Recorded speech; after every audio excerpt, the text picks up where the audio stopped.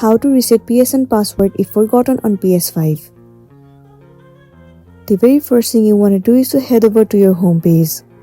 Once you're in here, head over to the profile icon at the top right. It will redirect you to this page. Inside account, click on sign in. Well, the sign in page will appear. You will have to enter your email address and the password of your account. But in case if you have forgotten your password, click on forgot password at the bottom right. Here it says, enter the sign in email address for your account. We will send you a message with a link to change your password. So all you want to do is enter the email address of your account. Once you have entered, click on next. Now you will have to check your email address. Let me head over to my mail. Move into the mail that you have received from PlayStation. Click on the mail and the option of change password will be visible to you. All you want to do is click on it, and then it will land you on the interface where you will be able to change your password and recover it.